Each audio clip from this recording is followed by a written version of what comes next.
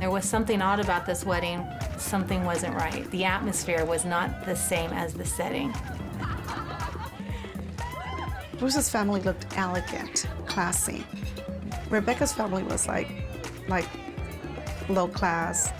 It was more like they were going to a nightclub than to a fancy wedding. What's up, Panic Fam? I'm Hannah.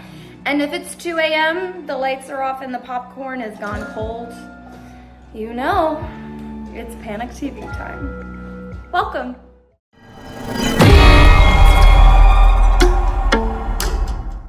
If you survived this, and this, congratulations, all right? Congratulations, but your luck runs out here.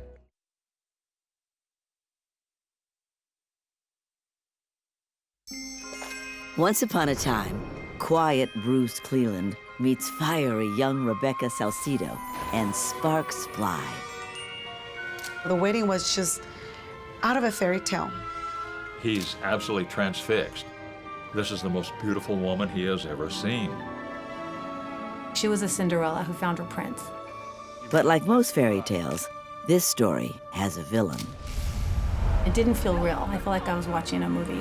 Blood was running out into the gutter. And it was so frightening.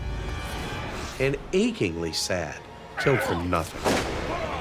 For this couple, the honeymoon is over.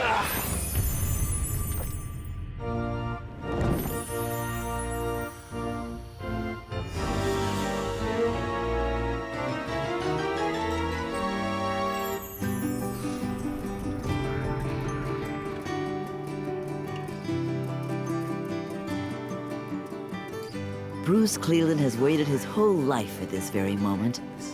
42 years, in fact. But now, he's finally met the girl for him. And she's helped him to come out of his shell. Rebecca Salcido is 28, gorgeous and vibrant. She's a single mom who has struggled. And today, she's delighted to be settling down to start a new life with Bruce in San Marino, California. The wedding was just out of a fairy tale. Something that was just so right, and it felt right. Seeing Rebecca in her wedding dress, I mean, it just brought tears to my eyes. She was gorgeous. She had on all the lace and sequins and all the jewelry and the long train.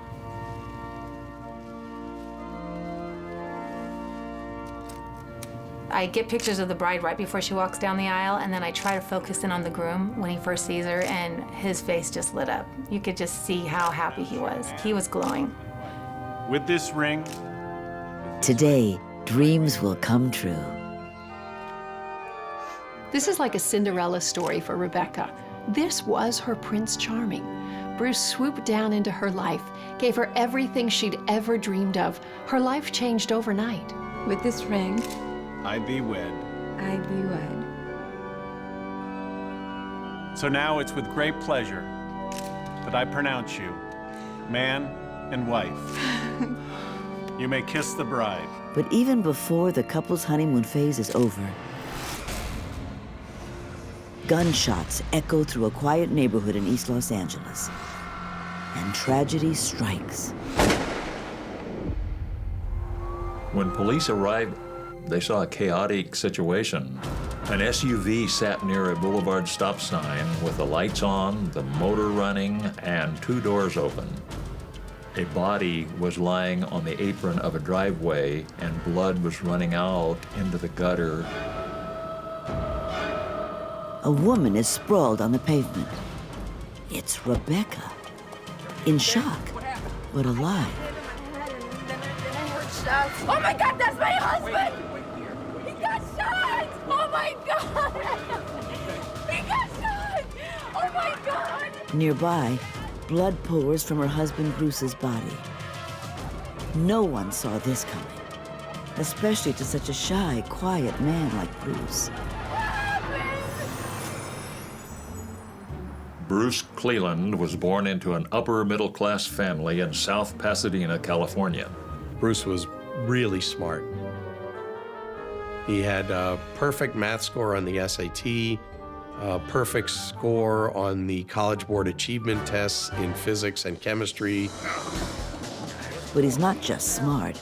Hello, gentlemen. How are you? Oh, good evening. What can I get you? He's a man with character. The thing about Bruce as a friend was that he was loyal, he was honest, and he was completely reliable. He had your back and you knew it. The one concept that remains elusive to this math genius, the law of attraction. Bruce's interaction with women was, as far as I saw, basically non-existent. He was very shy. No, I'm not good at that. I'm certain he never had so much as a date, let alone as a girlfriend. There's so much pressure on men to be sexually virile, to be out there, to be the cool guy who's hitting on all the chicks. And when you're not that, and you're really shy and inhibited, this can feel awful. Here you are. Sorry night. Let's get something. All through his 20s and then his 30s, he waits for that special someone to come along. But she never does. He just could not open up and ask a girl for a date. By the time Bruce reached the age of 42, he was still a virgin. Adult virginity is more common than you might think. But what happens is, as the years creep by, they become more inhibited because they become more embarrassed about their virginity. And this can be debilitating. Not far from pristine South Pasadena, where Bruce was raised, but a world away, Rebecca grows up in a rough part of East Los Angeles. She and her 3 sisters don't have it easy. Rebecca grew up in chaotic circumstances. It was just a dysfunctional family in every possible way. Rebecca's father had left, just deserted the whole family. Her mother was distant, somewhat abusive. What are you doing? You don't pay any attention. What's your problem? You are so worthless. Rebecca's mom would always be bossing them around. All 3 of them. You know, it's good to have chores, but I mean, they were more like maids. The minute that she was mad, she was like, you know, kicking him out of the house and how much money you're gonna give me, and it was always about money. Rebecca was determined to grow and burst outside of her traumatic box, and she did that. That's what we need to do. What was amazing about Rebecca is she had this ability to overcome the adversity and actually be happy. She just had a way with people. She would make you feel so comfortable, and she always made you feel like you were her friend. The girls admire her, and the boys, well, they just want her. Hello, hello. She could attract men, and when they'd go out, she was the center of attention. She loved that, and she learned to thrive on that. She can take her pick, so she's picky. She was always attracted to men that were older. She said that they understood her. When any child is missing a parent, there's this feeling of loss that accompanies them through their life. So for her, I'm sure there was a piece of her that wanted to have some kind of father figure. In 1995, she takes a job selling spices at a farmer's market. It's perfect for the social butterfly.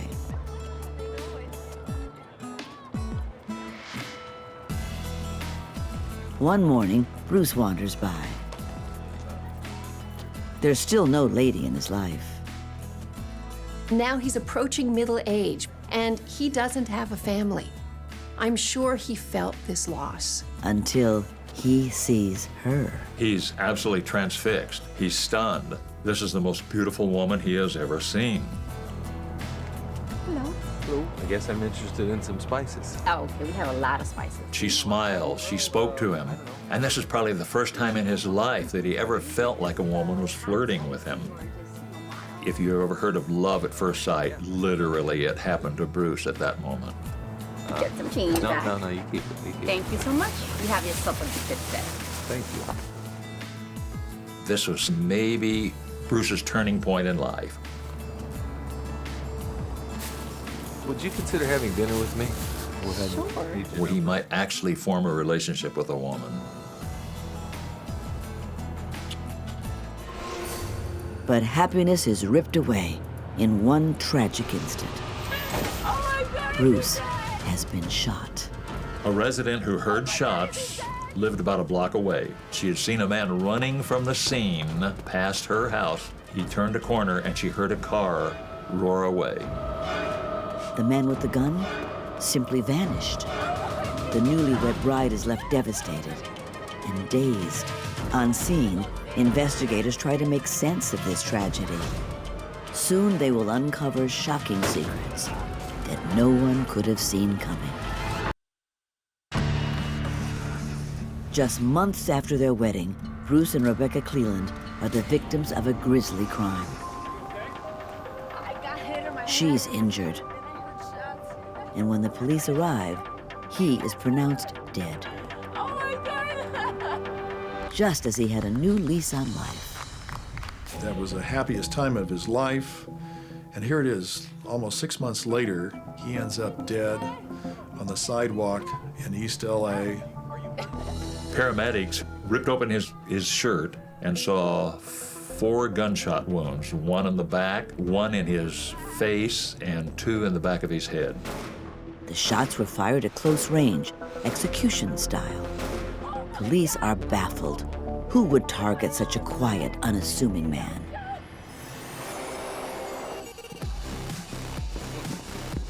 As Bruce starts dating Rebecca, decades of solitude melt away. He finally found the one thing he'd always been looking for, which was a woman who was open, friendly, sexy, and willing to send him very clear signals that it was okay to come forward. Finally, a woman who he could understand. He is just thrilled to death. He's still shy, he's still introverted, but he's starting to break through this shell a little bit with Rebecca. And he's so happy that, my goodness, this is really happening to me. Rebecca is just as thrilled. He was a good-looking gentleman, and he had a very good job. He was a good catch. I was really happy for her. She just thought he was amazing. I mean, and just such a nice guy, so down to earth and just so attentive towards her. He was like the kind of guy that Rebecca was always looking for. Rebecca has been hoping for security, not just for herself, but for her young son. His father abandoned them 4 years earlier. Hi. Oh, Salvador. How are you? Rebecca was a single mother. Having a dependable, stable, grown-up man in the house could only be a gift to her. Would you like a present? Yeah. I have something for you. Look, you like trucks? Yeah. What do you say, Salvador? Thank you. These opposites have a magnetic connection. There was something they wanted from each other. Bruce wanted the attention, the affection from Rebecca, and he got it. And what did she need? She needed dependability, stability, an older, calm man in her life. This was a perfect match made in heaven. They were always hugging each other, kissing each other. She always catered to him. Are you okay, honey? You need anything? Can I get you anything? I mean, they seemed like the perfect couple. What is it? I'm not telling you. Just tell me what it You'll is. have to wait and see. It's a surprise. The once conservative bachelor loosens up. He'd been very frugal his whole life, but suddenly he became very generous. He bought furniture for her, jewelry, and clothing. His generosity seemed to be endless. No, I'm not going to tell you. Love is a drug that makes heroin look mild. I'm telling you, when you're in love, you do things that you would never have done before.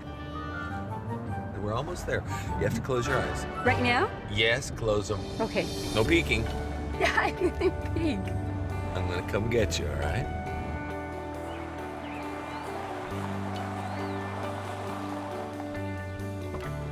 He wanted to keep that feeling of love. He wanted to keep her happy. He wanted to keep her near. He would do anything, spend anything if that's what she wanted. No peeking. Even before they get engaged, he gives her what she's always wanted. A home. They found a wonderful hilltop, upscale house. Oh my God! Ta-da! She got the house that she always dreamt of. I mean, it was something that she could never ever imagined coming true. Would you like to go inside and look? Yes! It was finally gonna happen. For Bruce, this is another step in his fairy tale, and this house would seal the deal. But there is one small, old-fashioned caveat. She said, you know, after I had my son, I have not had any relationship with anybody. I've been celibate and I'm saving myself for marriage. Not now, Bruce. We need to wait until we're married. It'll be more special. In general, the longer a woman waits before having sex with a guy that she's hoping to have a long-term relationship with, the better the relationship outcome is.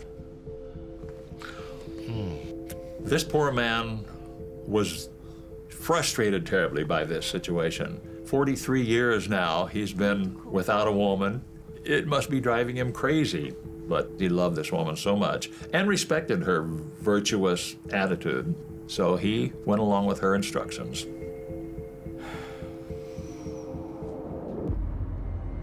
In an effort to keep temptation at bay, Rebecca and her son move into the new house, while Bruce stays at his bachelor pad condo on the beach. Intimacy is on hold, but the love is flowing. You're gonna like this, come on. Okay, I'm just kidding a little. Okay, take it off. It's so beautiful. Like it? I love it. Oh my God. He proposes with a ring that makes a huge statement. Will you marry me? Yes! It's perfect for Rebecca. In fact, she picked it out herself. She wanted like this big diamond, and it had to be like just shiny and bright. Historically, one of the easy ways that women were able to decide if a man was going to be a good long-term partner was how much he sacrificed. So here was Bruce sacrificing all kinds of money and stuff for her, and that was an indicator to her that, whew, this is a real guy. He's serious. Come on. That's my husband! Oh my God! But now that serious ring and her new husband are both gone. I didn't see anything. She's dazed, confused, and she realizes that her ring is missing. It's been stolen. Yet nothing else seems to have been taken. So the police didn't know what it was that they had. Was it a gang shooting? Was it a narcotic deal that went bad? They didn't know. With theories swirling, police need to make sense of it all. And what they'll learn is that that missing ring holds more clues than anyone could imagine. Bruce Cleland is killed in cold blood, leaving his new bride a widow. A tragic end to what began as a beautiful, romantic evening.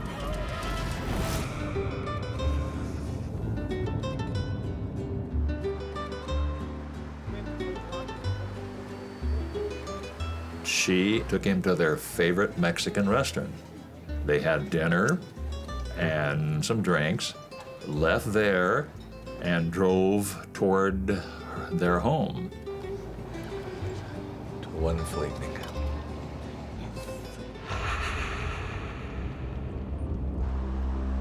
She tells police Bruce had had a few more drinks, so she drove. She saw a red light on the control panel that told her a rear hatch was open. I think the back door is open. I'm gonna go check. Okay. She stepped out, closed the hatch, Ugh, I swear my neighbors think I'm probably getting murdered right now. and then someone hit her on the head and she collapsed. When she came to, she saw her husband lying on the pavement. Oh my God, that's my husband! No, no, no. It's her darkest hour. A total shock. Just months earlier, she's planning her fantasy wedding from her new dream home. He wanted her to have a lavish, lovely wedding that befitted her. And so he allowed her to make all the arrangements. In traditional terms, males feel good when they get to act as the big provider, the big man who can give her what she wants. And so this probably felt so good for Bruce. With a carte blanche budget, she books wedding photographer Beth Lamb. Oh my God, there's so much to do. Money was no object. She didn't care about my prices at all. Oh, you look amazing tonight. Yes! She wanted to get everything, the best package, and add a lot onto it. Though they've just met, Rebecca treats the photographer like an old friend. I pretty much knew her life story. She was super bubbly and fun and was so excited to be getting married to the love of her life. Wedding planning becomes her life. Do you like it? Rebecca spent so much time and so much energy planning this wedding. Everything that she ever talked about was about the wedding. And I love it. Yeah, it's exciting. While dishing one day, she gives Beth a disturbing glimpse of her true character. I commented how gorgeous her engagement ring was, and she laughed and said, "Do you want to know the trick on how to get a ring like this? You don't sleep with them until you're married. Because why buy the cow when you can milk it for free?"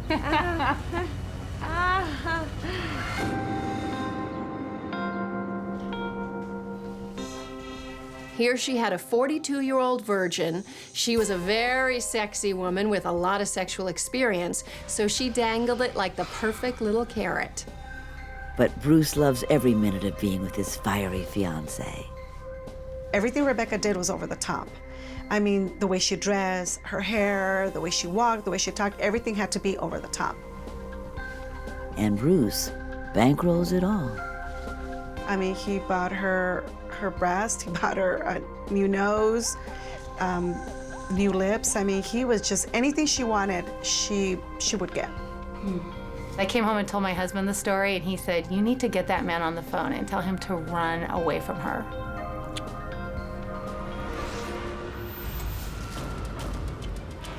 Ironically, the final moments of Bruce's life are spent running.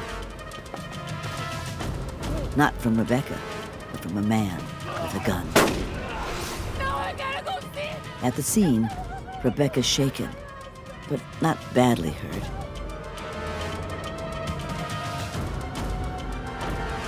She's taken home to start making the worst kind of phone calls. Bruce was murdered. Yeah, we were attacked on the side of the road. And Rebecca was hysterically crying. It was shocking. It floored me, and it didn't feel real. I felt like I was watching a movie. I was at work and I received a phone call. She says, "Bruce is dead. He was killed, he was murdered." And they took my ring. I don't know what happened. It was awful. Word spreads quickly. The phone rings, and it's a friend from college. He says slowly, "Bruce is dead." And I just felt like I was gonna fall over. How do you hear that your best friend, out of the blue, he's gunned down on a street in East LA, left to die in horror? It was so frightening and achingly sad. Why is he dead? No reason. Nothing. Killed for nothing. The hardest hit? Bruce's parents. Bruce had a sister who died the year before of cancer, and his parents only had 2 children. It was devastating just seeing Bruce's parents. Just the pain, the sorrow, just how they deteriorated after Bruce died. I mean, it was just so sad. No, no, no, no.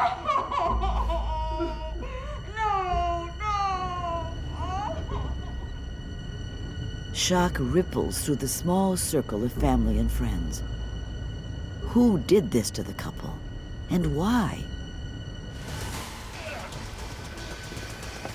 That mystery is about to be blown wide open.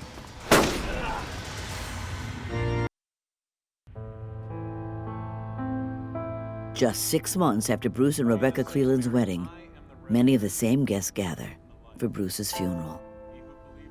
No one can believe he's dead. And his grieving widow can hardly hold herself together. Oh my. She was so distraught, she had to be helped. She could hardly walk. I mean, she was, looked like she was about ready to pass out. Oh my God. Yet, even while mourning, Rebecca's in the spotlight. She had like this short skirt and this tight outfit, and it was like the most sad and uncomfortable feeling you could ever feel, because all the people that were there were looking at her. Oh no. But everyone grieves differently, right? No.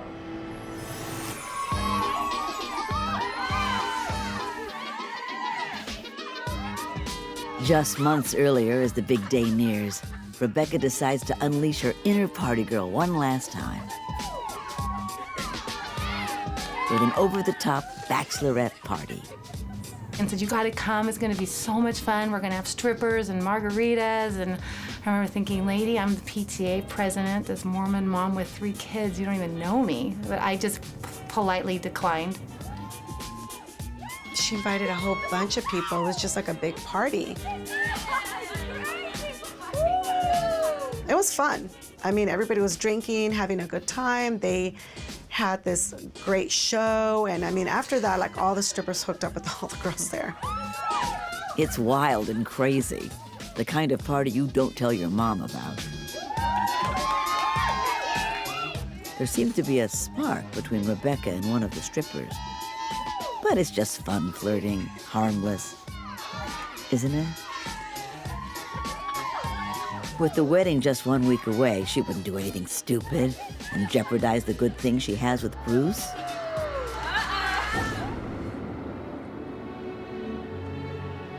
Then, the wedding. Straight out of a storybook. Bruce is floating on air.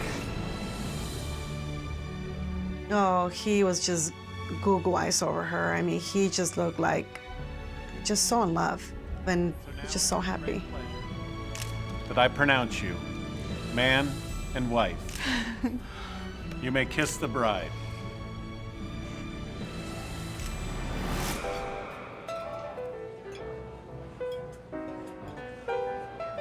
The celebration continues at the reception, an even flashier event at an upscale country club. We walked in and it was like this, like, you could tell this wedding was like they spent so much money on this wedding. It was just so beautiful. I mean, the place settings, the flower arrangements, the food, everything was just amazing. But there are cracks in the picture-perfect facade.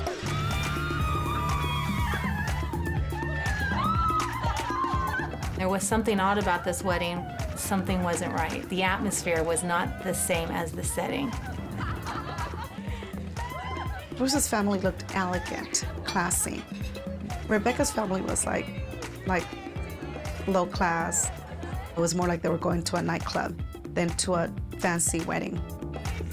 The flowers, the food, the decoration couldn't disguise what was really going on. This was the Great Divide. Usually a wedding is when 2 families are bridged together to make one big family. This wasn't one big family. And when it's time to cut the cake,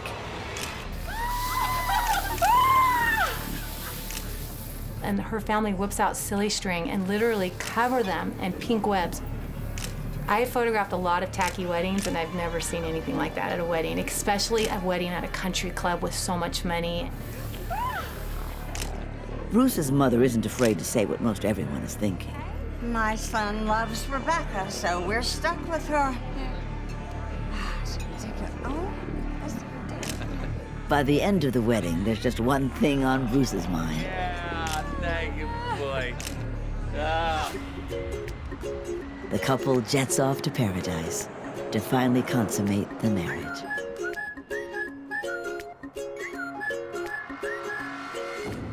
Sadly, things do not go as planned. Bruce's fantasy falls short, at least according to what Rebecca gossips to her friends. When she told me that Bruce couldn't perform, that he didn't know what he was doing, she says, how am I gonna be with this guy when he can't even perform sexually? What am I gonna do? No, I did not believe her. I just thought, oh my gosh, poor Bruce. If she's telling the wedding photographer this, what is she telling everybody? And I just felt so bad for Bruce. it gets worse.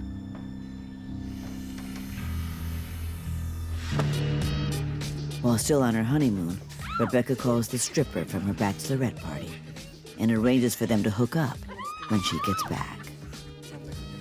She's beginning to reveal her true colors, and they aren't pretty. And police are beginning to think there's more to her story than she's let on. Detective, can I talk to you about a couple that was in here last night?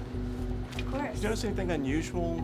Police went back to the restaurant where they had their last meal and interviewed the waitress, who told them that Rebecca had, during the evening, left the table several times to make phone calls.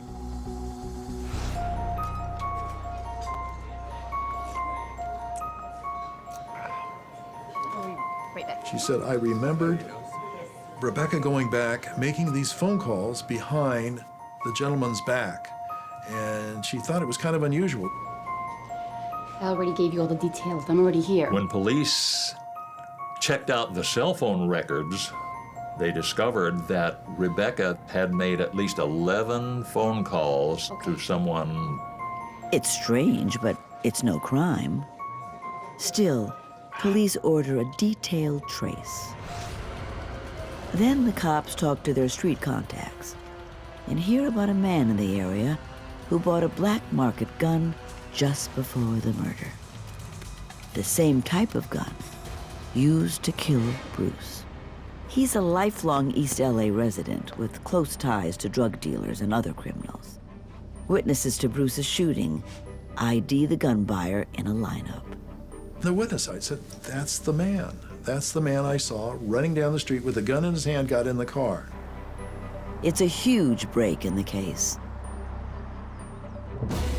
Then, in a most unexpected twist, police receive another crucial tip. Surprisingly, it comes from the wedding photographer. Her call will change everything. Police believe they've ID'd the shooter in the murder of Bruce Cleland. But they still don't know why he pulled the trigger, until wedding photographer Beth Lamb calls with a shocking observation. It paints a whole new picture of the grieving widow, Rebecca.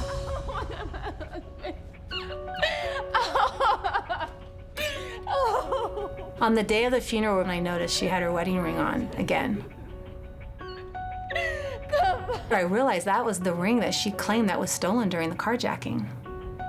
Seems being the center of attention has its price. Why did you leave me, Ruth? Go back.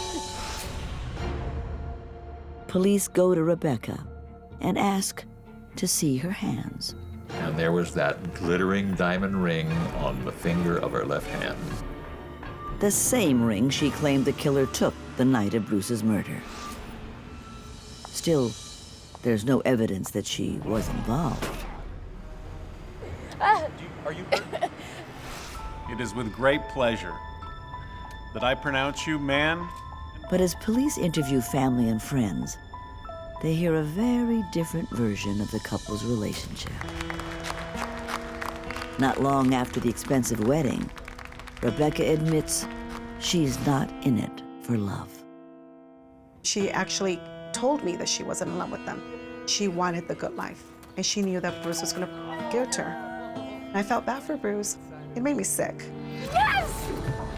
Poor Bruce. Bertha recalls a day at the beginning when Rebecca asks her to come over to meet the guy of her dreams.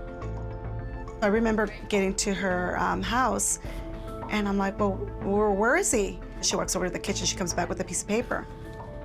Rebecca, what is this? I mean, look at that score, 800. She doesn't introduce Bruce, just his credit report.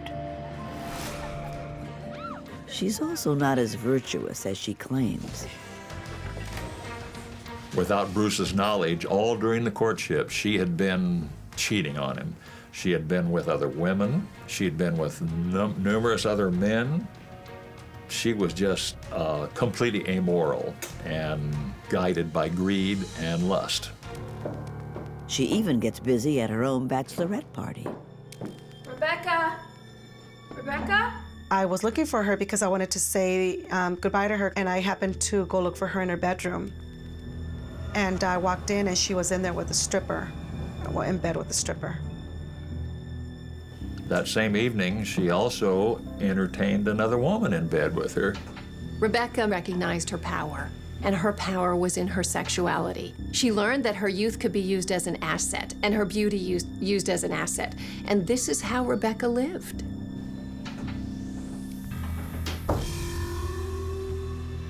She might be greedy and a cheater, but a killer? As more people cooperate and tell their stories, police finally piece together her complex plot to get rich.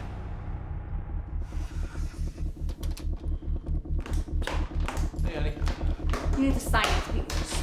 It all starts just 3 months after they got married, with her first plan: divorce. Your divorce papers. Right there. Sign right there. She consulted a lawyer and had him draw up an agreement. You get. She wants half of everything, plus expenses. Bruce is devastated and seeks advice from his own lawyer. Well, the agreement was extremely one-sided and manipulative. She was trying to take money from him and assets from him that she wasn't entitled to. She can only have a piece of what he's made since the wedding. I don't want a divorce. You're gonna sign them or else! Still, Bruce wants to try to save the marriage. It was fairly shocking to hear him commit to want to staying in this relationship after we just spent an hour or so sort of step by step identifying how she was trying to take money from him and assets from him that she wasn't entitled to. Bruce refuses to sign the agreement. When Rebecca realized that she was not going to gain very much money from a divorce, she went to plan B. Murder.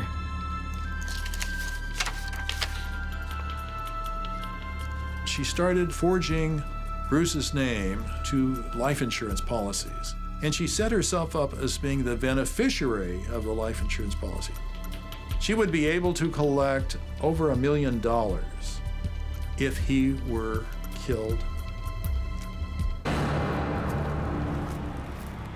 It's not hard for her to convince a couple of friends to become hitmen. If you could slap one character for their dumb decisions, who would it be? Huh? Go on. Vent in the comments. I can't wait to read. Are you ready for this? Rebecca was so good at manipulating and controlling men. She had a way that she could get them to do anything, even the friends that she used to kill Bruce for her. Just controlling men with her sexuality. With Bruce still in the palm of her hand, she offers to take him out for a reconciliation dinner. Wonderful evening. Bruce was elated. When Bruce left that night, he said to his parents, "We're going to get together. We're going to try to work out our differences, and I think we're going to get back together." That's the last time his parents ever saw him. At dinner, Rebecca is flirtatious, loving. Bruce is hopeful. He's oblivious to her plan and the phone call she's making. I'll be right back, okay? Okay.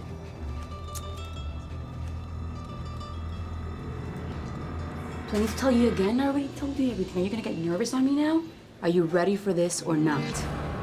She's making these phone calls to the hitmen that she had employed to kill Bruce.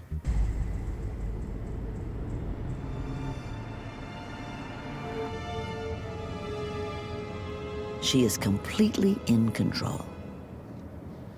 They're driving home, and they come down to an isolated area, And Rebecca indicates that she has to get out of the car to check the tailgate. So he doesn't think anything about it at the time. He's sitting in the passenger seat. And the next thing he knew, he's shot.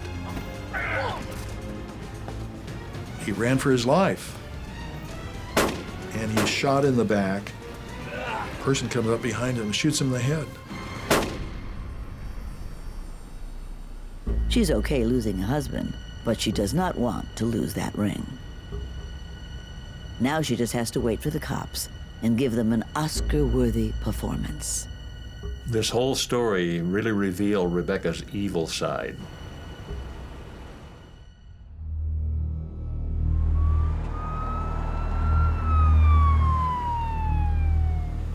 Everything okay? What happened?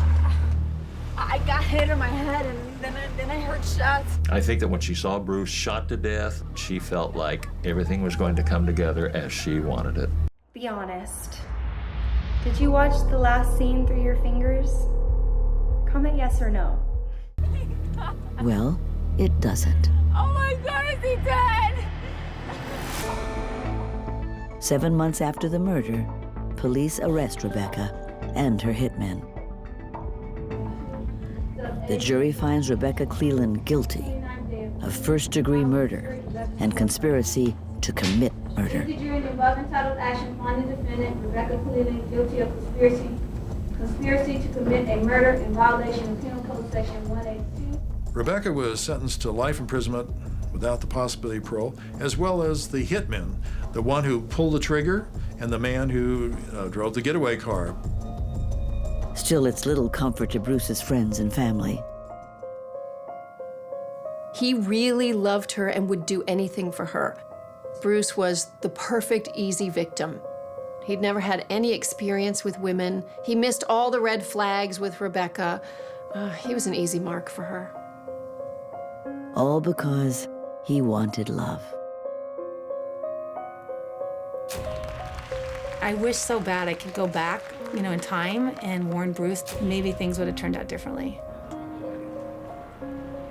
I've never seen a person who could manipulate people more than Rebecca.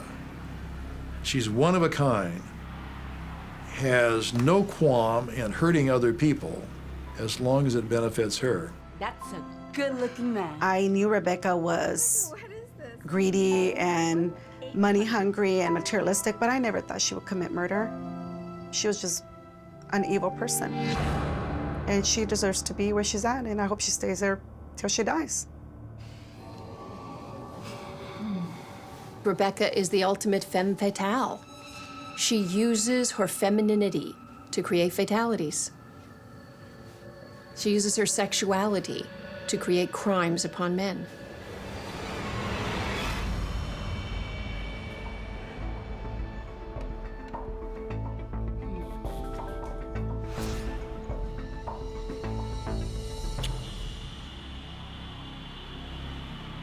When I think about my friend, who was a shy guy, happening to meet the wrong woman, a black widow, I just think of all the terrible luck.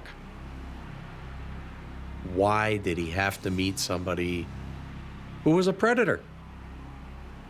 I just keep thinking about the bad luck and the unfairness of it.